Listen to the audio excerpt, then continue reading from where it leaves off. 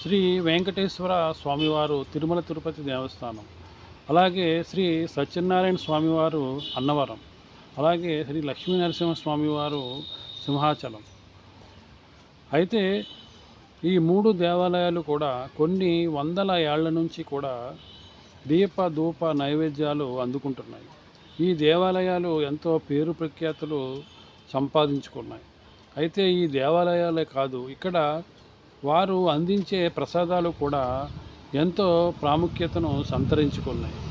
అయితే ఈ మధ్యకాలంలో ఈ ప్రసాదాలపై అలిగేషన్స్ రావడంతో భక్తుల మనోభావాలు దెబ్బతిన్నాయి. భక్తులు ఎంతగానో ఆందోళన చెందారు. అంతేకాకుండా ఈ మూడు దేవాలయాల్లో కూడా కొన్ని వందల సంఖ్యలో వివాహాలు జరిగాయి.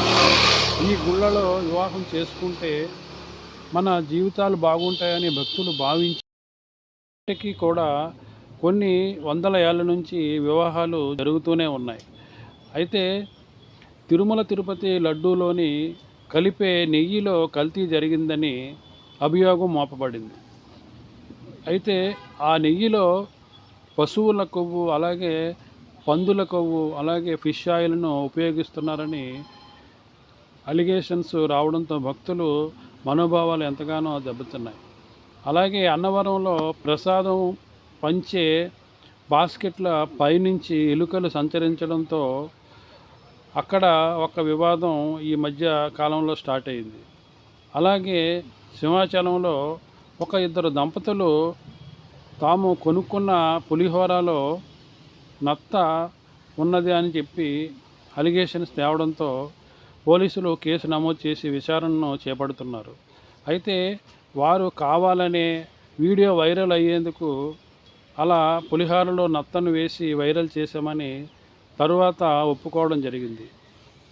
ఈ సంఘటనలన్నీ చూసినట్లయితే హిందువుల మనోభావాలు దెబ్బతీసేందుకు, హిందువులను అణిచివేసేందుకు ఎంతగానో ప్రయత్నాలు జరుగుతున్నాయని భక్తులు అయితే సుప్రీంకోర్టు భక్తుల మనోభావాలను దృష్టిలో పెట్టుకొని సిట్ విధించింది. అయితే సిట్టు విచారణ చేపట్టి నెయ్యిలో ఎలాంటి కల్తీ కూడా జరగలేదని నిర్ధారణకు వచ్చింది. అంతేకాకుండా 2 రోజుల క్రితం సిబిఐ కూడా కేసును అప్పచెప్పింది. అయితే సిబిఐ కూడా నెయ్యిలో ఎలాంటి కల్తీ కూడా జరగలేదని నిర్ధారణకు వచ్చింది. దీంతో భక్తులు ఊపిరి అయితే ఈ సంఘటనలన్నీ పక్కన పెడితే మనిషిపై ఎన్నో కుట్రలు, అత్యాచారాలు, అఘాయిత్యాలు ఎన్నో జరుగుతున్నాయి.